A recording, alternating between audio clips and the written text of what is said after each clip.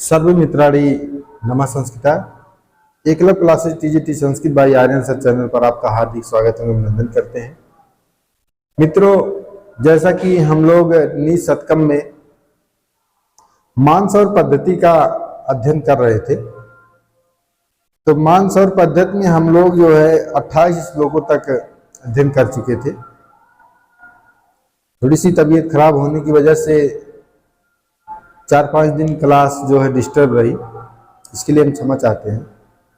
मित्रों, हम लोग उसी क्रम में पिछली कक्षा की भांति उसी क्रम में हम अध्ययन भी करना प्रारंभ करेंगे। तो देखेंगे यह जो है 29वां श्लोक देखेंगे। ताड़ी झा की पुस्तक में से हम अध्ययन करवा रहे हैं आप लोगों को। तो ताड़ी झा की पुस्तक में जो है 29वां श्लोक देखेंगे, जो शिखरड़ी छंद में है। 29वां श्लोक देखेंगे, किस छंद में है? शिखरड़ी छंद में है। तो इसका हम एक बार वाचन करेंगे। वरम पच्छेदः समदमघवन्मुक्तकुलिसा वरम पच्छेदः समदमघवन्मुक्तकुलिसा प्रहारैरुद्गच्छन्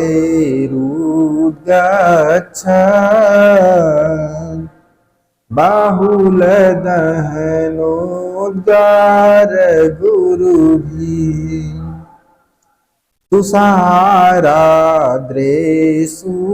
नो पितरि क्लेशविवशे न चासौ सम्पातः न चासौ सम्पातः पायसी पायसां पात्युरुचितः पायसी पायसां पात्युरुचितः। शिखरड़ी छंद का लक्षण देखेंगे। रसैरुद्रैश्छिन्ना यमनसफलागः शिखरिणी रसैरुद्रैश्छिन्ना यमनसफलागः शिखरिणी। इसके प्रत्येक चरण में जो है 17 वर्ण होते हैं और इसके प्रत्येक चरण में 6वें और 11वें अक्षर पर यति होती है। जैसे वरम पच्छेदः, देखेंगे इसमें 6वें अक्षर पर यति हुई है। फिर उसके बाद जो है समदमघवन्मुक्तकुलिसा 11वें अक्षर पर यति हो रही है। वही कह रहा है कि इसके जो है प्रत्येक चरण में 17 अक्षर होते हैं और 6वें और 11वें अक्षर पर यति होती है। क्रमशः जो है देखेंगे यमन सबला गह, या से हो गया यगड़, मा से हो गया मगड़, और ना से हो गया नगर, सा से हो गया सगड़, और भा से हो गया भगड़, फिर ला से लघु हो गया, फिर गा से गुरु हो गया। इसके प्रत्येक चरण में यगड़ मगड़ नगर सगड़ भगड़ लघु तथा गुरु वर्ण होते हैं। इसके प्रत्येक चरण में यगड़ मगड़ नगर सगड़ भगड़ और लघु तथा गुरु वर्ण होते हैं। तो वही कह रहा है कि इसके देखेंगे कि 6वें और 11वें अक्षर पर यति होती है। जैसे वरम पच्छेदः, यहाँ पर रुकेंगे। फिर इसके बाद जो है समदमघवन्मुक्तकुलिसा, फिर जो है 11वें अक्षर पर यति है। तो वही भर्तृहरि महोदय कह रहे हैं, देखेंगे कि वरम पच्छेदा, कि वरम मतलब श्रेष्ठ अच्छा होता कि उसके जो पंख कट जाते। क्या कह रहे? कि पच्छेदा, कि पंख कट जाते, यह जो है अच्छा होता। तो कवि ने यह क्या कहा है कि श्रेष्ठ ही होता, वरम माले, वरम का मीन्स होता है श्रेष्ठ होना, कि श्रेष्ठ होता, अच्छा होता कि उसके पंख कट जाते। कौन? समद मघवन। समद मघवन किसको कहा गया है?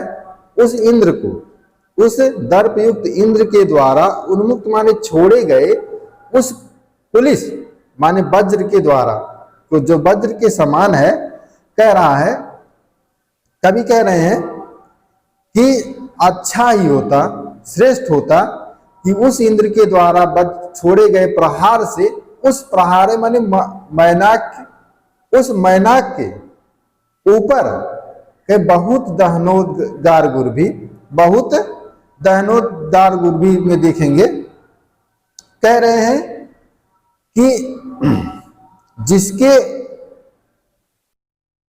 कह रहे हैं कि उस प्रहार उद्गच्छत जिससे निकल रहे थे, उद्गच्छत माने निकल रहे थे, बहुत माने बहुत, बहुत कि ऊपर उठते हुए बहुत अग्निपुंज माने अनल माने अग्निपुंज की ज्वालाओं से उद्गारित वह असहाय अग्नि, क्या कह रहे हैं कि ऊपर उठती हुई अग्नि की ज्वालाओं के कारण वह दुस्सहाय, जो सहन करने योग्य नहीं था, जो सहन करने योग्य नहीं था, बहुत होता, अच्छा होता कि उस मैनाक के जो है पंख कट जाते, यह जो है श्रेष्ठ होता। ये कह रहे हैं कि उसके कारण उस दर्पयुक्त समोद मघवन उन्मुक्त के द्वारा छोड़े गए उस पुलिस माने वज्र के पहाड़ से, उस वज्र के पहाड़ से अगर उसका जो है, कह रहा है कि प्रहार कि प्रहार से पश्चच्छेद माने पंख कट जाते, अच्छा होता, वरम माने अच्छा होता, कि श्रेष्ठ होता, ये अच्छा होता, श्रेष्ठ होता कि उसके पंख जो है कट जाते, किसके प्रहार से? कि जो इंद्र के द्वारा छोड़े गए प्रहार से। तो इस श्लोक में जो है एक पौराणिक कथा है कि पहले जो है पर्वतों के पंख हुआ करते थे, पर्वतों के पहले पंख हुआ करते थे, वह एक जगह से दूसरी जगह चले जाते थे। भाई पर्वत तो छोटा तो है नहीं, पर्वत बड़ा रहेगा, तो जब जहां जाते थे वह अनिष्ट की अनिष्ट करना नहीं चाहते थे, किसी का अहित नहीं करना चाहते थे, लेकिन क्या करते, जहां पर जाते थे अहित हो ही जाता था। तो इससे जो है पौराणिक कथा में है कि देवताओं में जो है बड़ा, देवताओं ने उसका विरोध किया, तो वही इंद्र, तब इंद्र ने क्या किया कि उन सभी पर्वतों के पंख को काटना चालू कर दिया। तो वही कह रहे हैं कि जब अच्छा होता, जब हिमालय का देखेंगे, पहले हम कथा को बता देंगे, जो कि जब हिमालय का पंख कटने लगा तो हिमालय का पुत्र जो मैनाक था वह उस वज्र के पहाड़ को देख करके वह क्या किया, पिता को छोड़ करके वह समुद्र में जाके कूद पड़ता है। तो वही कभी कहना चाह रहे हैं कि अच्छा होता कि आपका उस मैनाक पर्वत का पंख कट जाता या मर जाता, वह अच्छा होता, लेकिन कह रहा है न चासो संपाता पयसी पयसाम पत्ति रुचिता, कि उसका कूदना, कहाँ संपाता माने कूदना, ना माने नहीं, चा माने और, सौ माने इसका, कि उसका इस प्रकार से अपने प्राणों की रक्षा के लिए कूदना कहाँ पे, पयसी माने जल में, पैसाम पयसी पैसाम समुद्र के जल में, पत्ति माने कूदना या छिपना उचित नहीं था, ना उचितम, कि उसका जो है इस प्रकार से अपने प्राणों को बचाने के लिए समुद्र में कूदना उचित नहीं था। क्यों? कि कह रहा कि तुषार आद्रे उस हिमालय के, सुनो माने पुत्र के, उसे जो हिमालय का जो पुत्र है, आहा कि हाय कि पितर क्लेश विवसे, कि पिता को जो है, वही कह रहा है कि पिता को कैसे, कि क्लेश विवसे, पिता को जो है उस क्लेश में छोड़कर उस हिमालय के पुत्र का जो है, जो उस पिता को जो असहाय दुख में छोड़ करके विवश होकर के वह जो चला जाता है, वह अपने प्राणों को छोड़, जैसे कह रहा कि क्लेश विवसे, कि उस क्लेश में, उस दुख में जो है अपने पिता को छोड़कर उसके प्राण, अपने प्राण बचाने के लिए वह जो समुद्र में जो है जाकर छिप जाता है, यह उससे श्रेयस, उससे अच्छा होता कि उसके पंख कट जाते, उसके पंख कट जाते। उससे अच्छा होता कि जैसे कि अगर मान लीजिए कि आपके पिता को अगर कोई कष्ट है और कोई मार रहा है या किसी प्रकार से वो कष्ट में है, और उस कष्ट में आप जो है उसको छोड़ के डर के भाग जाइए, यह जो है श्रेयस्कर नहीं है। हाँ, हो सकता है आपके पिता को मार रहा हो और वह बलशाली हो, आप भी जाइए, हो सकता है आपके पिता के साथ आपको भी मार पड़ी, वह श्रेयस्कर है, ये आपका मारा जाना श्रेयस्कर है। लेकिन उस पिता को जो है छोड़ करके भागना, यह कायरता है। इस श्लोक में यही बताया गया है कि उस हिमालय के पुत्र मैनाक का जो है कहां पर, समुद्र में जाकर छिपना उचित नहीं था, और हो बहुत ज्यादा होता तो उसके पंख कट जाते, अगर ज्यादा होता तो उसके पंख कट जाते।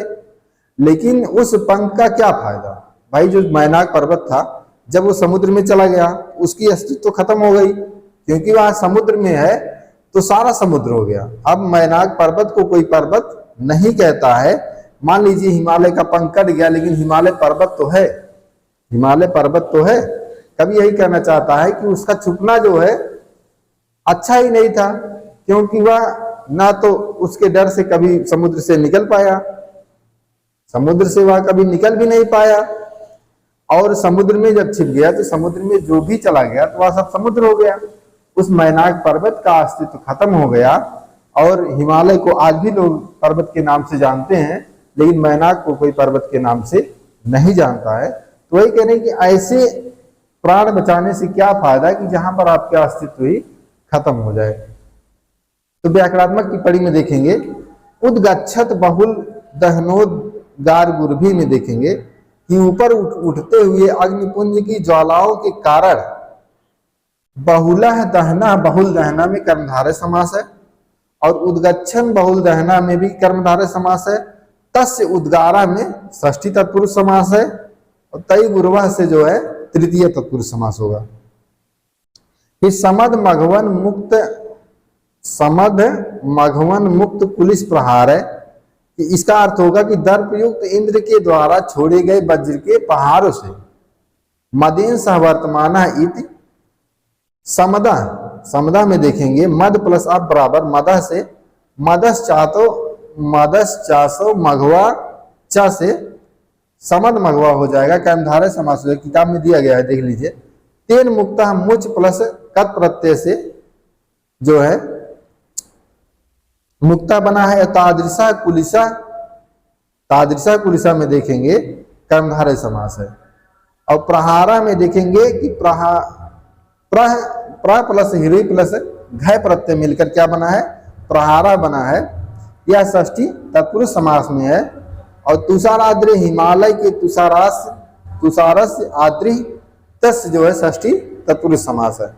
क्लेश विषय में देखेंगे, कष्ट से परवश या विह्वल होने पर विगता वसा यसा विवसा प्राज बहुब्री समास है। क्लेश विवसा में तृतीय तत्पुरुष समास है। संपाता मानी कूद पड़ना, सम प्लस पद प्लस ध प्रत्यय मिलकर क्या बना है, संपाता बना है।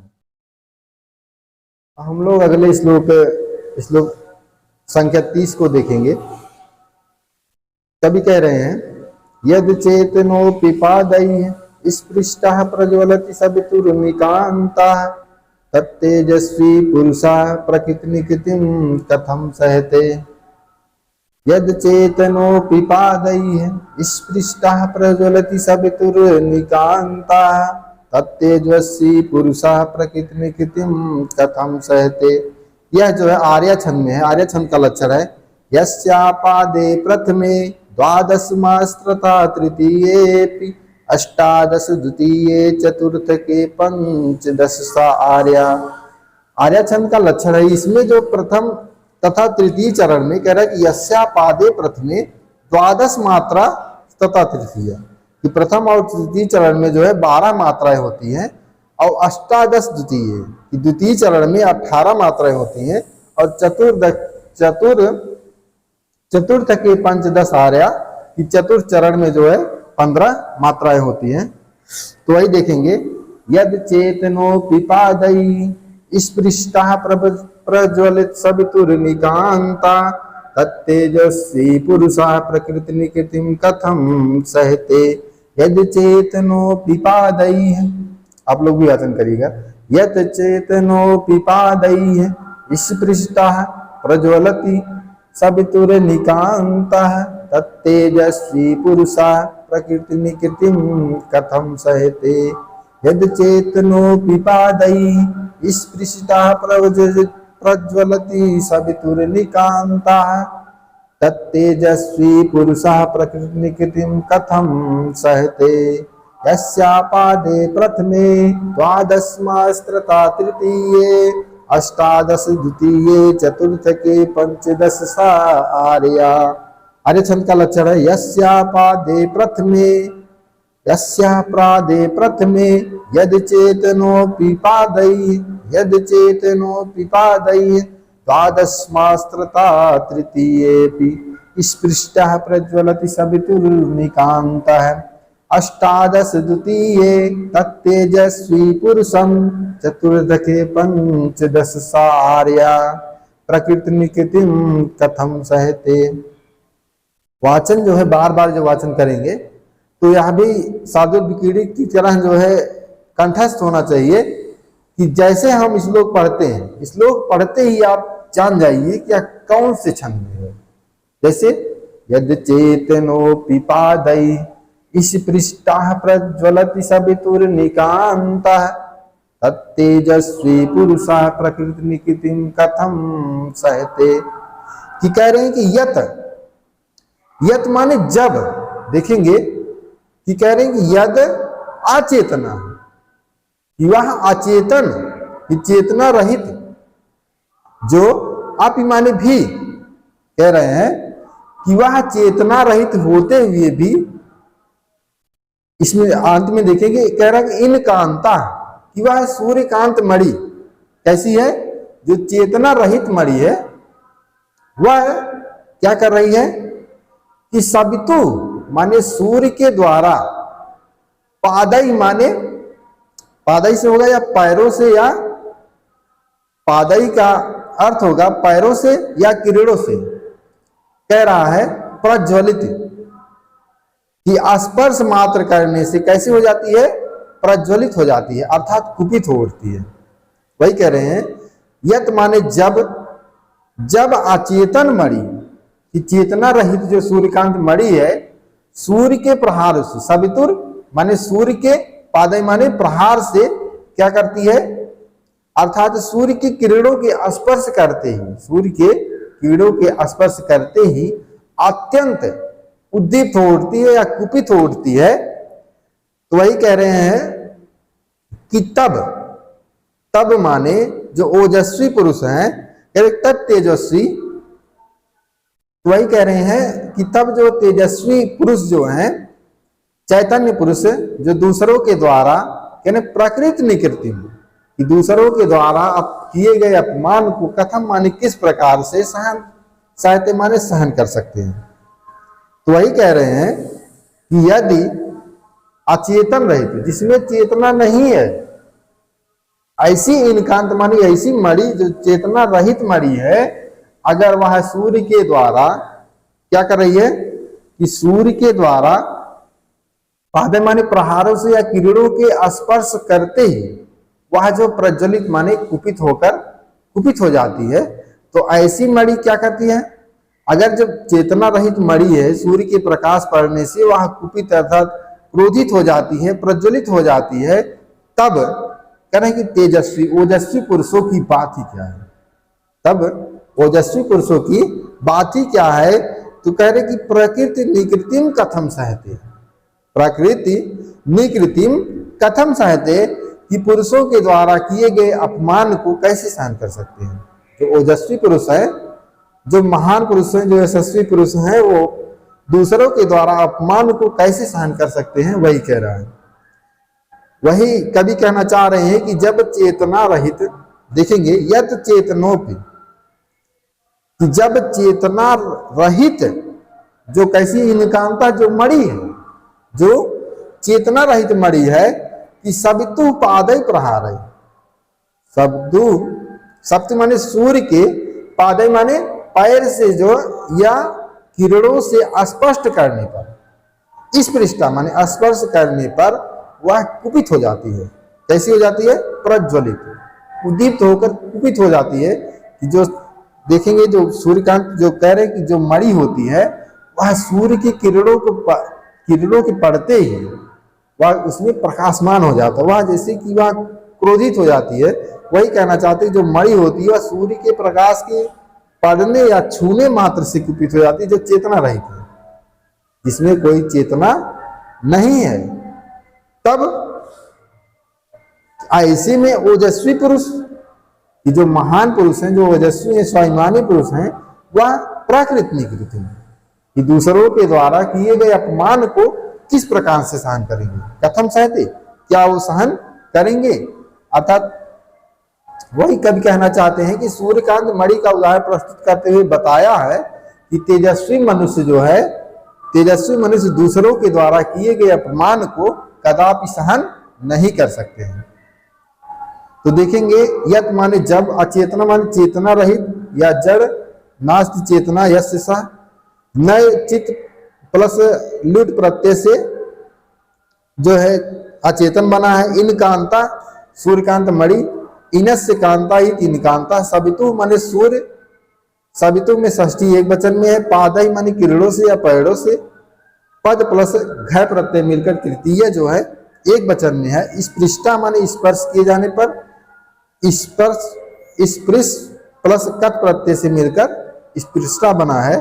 प्रज्वलित माने उदित हो उठती है, प्रा प्लस ज्वल प्लस लट लकार में प्रज्वलित है। और उसके बाद प्रथम पुरुष एक वचन से तेजस्वी ओजस्वियों या तेजवान का प्राकृत निकृत, प्राकृत में दूसरों के द्वारा किया गया अपमान, पराई परकृता इत, पराई कृता इत परकृता, तृतीय तत्पुरुष समास है। पर प्लस क्री प्लस कथ ता प्रत्यय से क्या बना है? प्रकृत बना है। और निकृति में देखेंगे ने प्लस क्री प्लस कितिन प्रत्यय मिलकर कर्मधारय समास बना है। साहित्य माने सहन करना है। यहाँ साहित्य में आत्मने पद लट लकार प्रथम पुरुष एक वचन में जो है साहित्य बना है। तो वही एक बार इसका वाचन करेंगे, फिर अगले श्लोक का जो है अगले श्लोक को देखेंगे। यद चेतनो पिपादय स्पृष्टा प्रज्वलति सबितुर निकांता तत्तेजस्वी पुरुषः प्रकृति निकृतिं कथम सहते। यस्यापादे प्रथमे द्वादशमास्त्रता तृतीयेऽपि अष्टादश द्वितीये चतुर्थके पंचदश सार्या। फिर देखेंगे अगले श्लोक को देखेंगे 31वां श्लोक। सिंह शिशुरपि निपतति मदमलिन कपोल भित्ति सुगजेषु प्रकृतिरियं सत्त्वतां न खलु वयस्तेजसो हेतु। सिंह शिशुरपि निपतति मदमलिन कपोल भित्ति सुगजेषु प्रकृतिरियं सत्त्वतां न खलु वयस्तेजसो हेतु। यह भी जो है किस छंद में है? आर्य छंद में है। यस्यापादे प्रथमे द्वादशमास्त्रता तृतीये अष्टादश द्वितीये चतुर्थके पंचदश सार्या। आज का ये मानस और पद्धति का जो अंतिम श्लोक है और बहुत प्यारा श्लोक है, फिर से एक बार इसका वाचन करेंगे। सिंह शिशुरपि निपतत मदमलिन कपोल भित्ति सुगजेषु प्रकृतिरियं सत्त्वतां नवय तेजसो हेतु। प्रकृतिरियं सत्त्वतां न खलु वयस्तेजसो हेतु। सिंह शिशुरपि निपतति मदमलिन कपोल भित्ति सुगजेषु प्रकृतिरियं सत्त्वतां न खलु वयस्तेजसो हेतु।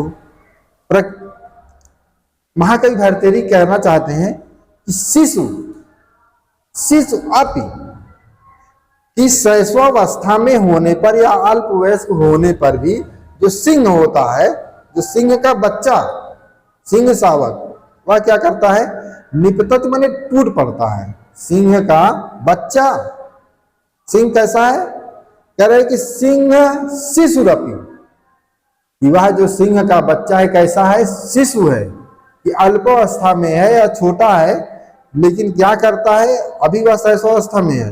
निपतत माने टूट पड़ता है, निपतत माने टूट पड़ता है। कहाँ, गजेश, कि गज के ऊपर, हाथी के ऊपर टूट पड़ता है। और वह कैसा गज है, मद मलिन कपोल भित्तिस गजेश, कि मद बहने के कारण, मद जल निकलने के कारण मलिन हुए गंडस्थल वाले उस उत्तम हाथी पर प्रहार करता है। ऐसे श्रेष्ठ हाथी पर प्रहार करता है कि जो क्या है कि मद, जिस हाथी के मद बहने के कारण उसके गंडस्थल जो है कैसे हो गए हैं, नीले हो गए हैं, कि वह मद निकलने के कारण मलिन हो गए गंडस्थल वाले। ऐसे कह रहे हैं कि कभी कह रहे हैं कि जो सिंह का बच्चा है, सिंहा से सुरपी, सिंह का बच्चा भी निपतत माने टूट पड़ता है या आक्रमण करता है, किस पर, मद मलिन कपोल भित्तिस गजेश,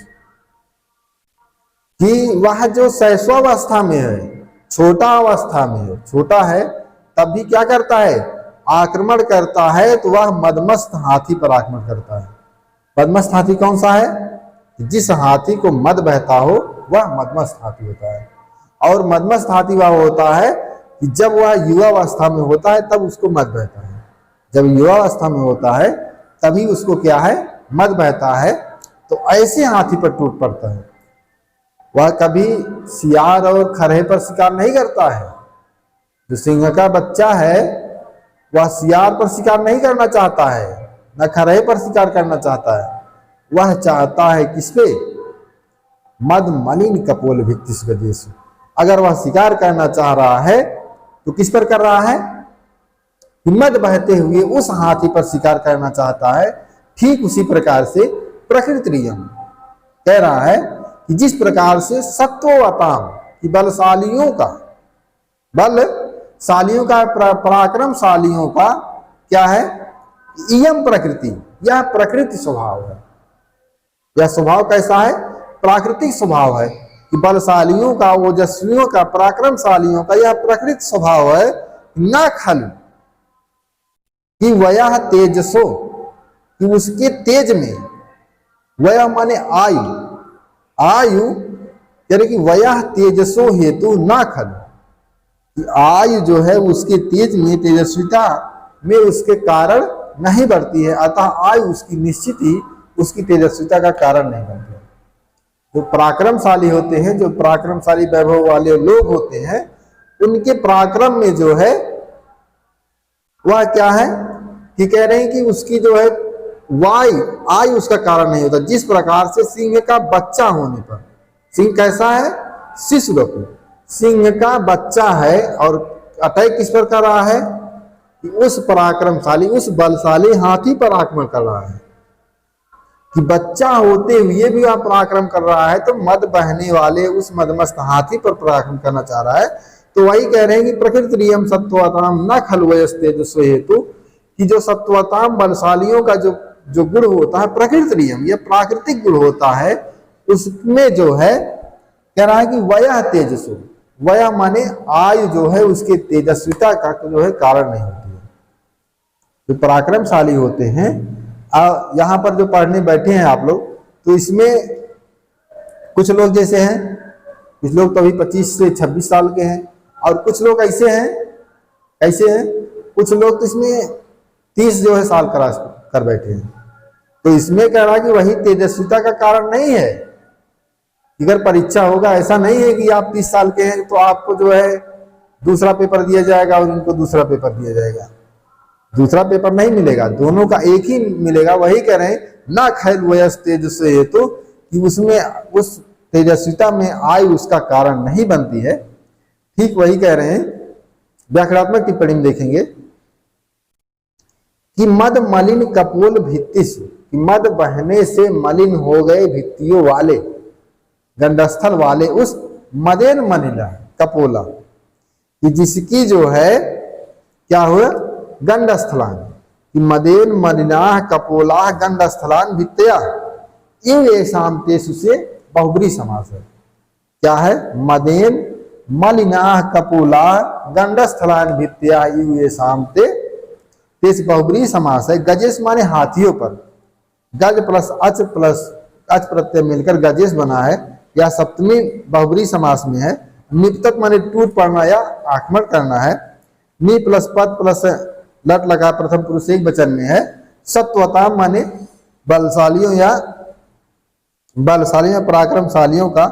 सत्वम बलम येषाम अस्तित्व से बहुब्री समास है। सत्वम बलम येषाम अस्तित्व से बहुब्री समास है। और तेसाम में देखेंगे, तेसाम प्लस सत्व प्लस मतु प्रत्यय से मिलकर बना है सत्ववताम। तो वही कहने प्रकृति माने स्वभाव, प्रा प्लस क्री प्लस कितिन प्रत्यय मिलकर प्रकृति बना है। तेजसाम में तेजस्विता का या तिज प्लस असुम से षष्ठी विभक्ति है। खल माने निश्चय, या किस छंद में, आर्या छंद में है। यस्य अपादे प्रथमे अष्टादश मात्रस तथा तृतीये अपि अष्टादश द्वितीय चतुर्थके पंचदश सा आर्या, जिसके प्रथम और तृतीय चरण में कितनी मात्राएं होती हैं, यस्य पादे प्रथमे द्वादश मात्रा तथा तृतीय, कि प्रथम और तृतीय चरण में जो है 12 मात्राएं होती है। अष्टादश द्वितीय कि 18 मात्राएं किसमें होती है, द्वितीय चरण में होती है।